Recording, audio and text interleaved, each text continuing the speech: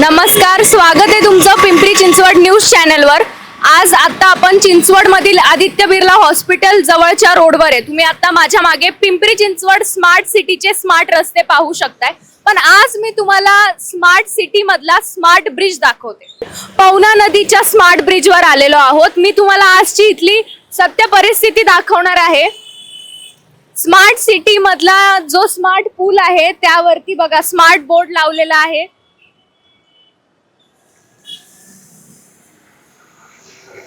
बघू शकता तुम्ही परिस्थिती या ब्रिजची।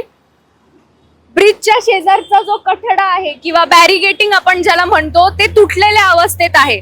नदीची पाणी पातळी आज आपल्याला वाढलेली दिसते। तुम्ही पाहू शकता नदीची पाणी पातळी वाढलेली दिसते आणि या ठिकाणी अशा ठिकाणी ब्रिजचं बॅरिगेटिंग तुटलेलं आहे।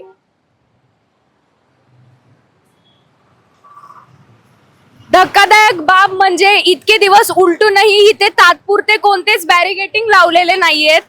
अशा काठ्या आणि पत्रे लावलेले आहेत। बघू शकता तुम्ही माझ्या मागे हे बॅरिगेटिंग टोटली झुकलेलं आहे।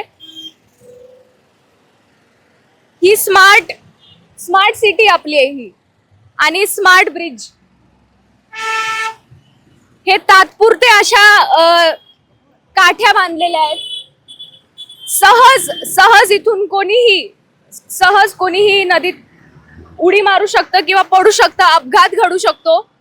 हजारो दुचाकी स्वार, चार चाकी चालक या ब्रिज वरून रोज ये जा करत असतात आणि प्रशासनाला काहीतरी मोठं घडल्याशिवाय डोळे उघडणार नाहीत किंवा काहीतरी मोठा अपघात घडल्याशिवाय प्रशासन ह्याकडे लक्ष देणार नाहीये का असा सवाल आता नागरिक उपस्थित करतायत। सहज पावसाच्या दिवसामध्ये जेव्हा दृश्यमानता कमी असते सहज अपघात घडू शकतो आणि याकडे आता प्रशासन ह्याकडे कधी बॅरिगेटिंग नीट करणार हे तर काही माहित नाही, पण प्रशासन नागरिकांच्या सुरक्षिततेची जबाबदारी कधी घेणार हे बघण्यासारखं राहील।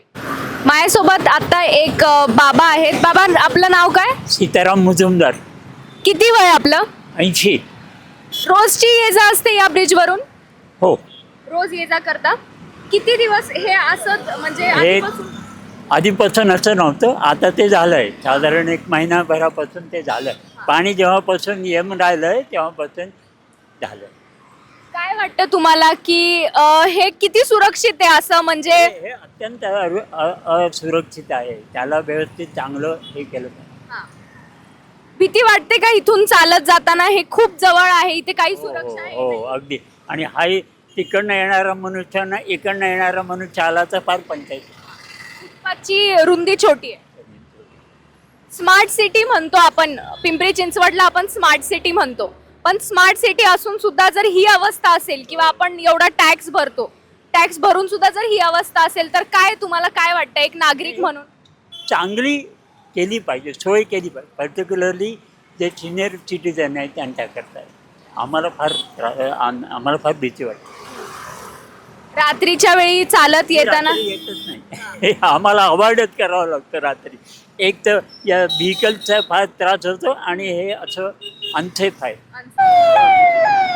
या स्मार्ट ब्रिज बद्दल मला तुम्हाला एक छोटासा इतिहास सांगायचा आहे। 1981 साली हा ब्रिज पावसाच्या पाण्यामुळे किंवा त्या टायमिंग मध्ये हा ब्रिज कोसळला होता आणि चिंचवड आणि थेरगावला जोडणारा हा ब्रिज त्यावेळेला रात्रीच्या वेळी कोसळल्यानंतर सुदैवानं कोणती जीवितहानी झाली नाही, पण त्यावेळेला टोटली जी वाहतूक आहे ती विस्कळीत झाली होती। पिंपरी आणि थेरगावला, चिंचवड आणि थेरगावला जोडणारी जी वाहतूक आहे ती विस्कळीत झाली। त्यानंतर हा ब्रिज दुसऱ्यांदा बनवण्यात आला। त्या टायमिंगला जे शरद पवार त्यावेळेसचे मुख्यमंत्री होते त्यांनी ब्रिजचं उद्घाटन केलं। दुसऱ्यांदा हा ब्रिज पुन्हा करण्यात आला। पुनवळे, वाकड, चिंचवड आणि थेरगावला जोडणारा हा साखळी पूल दुसऱ्यांदा बनवण्यात आला आणि त्यामुळे ह्या पुलाचा आज विशेष महत्त्व आहे।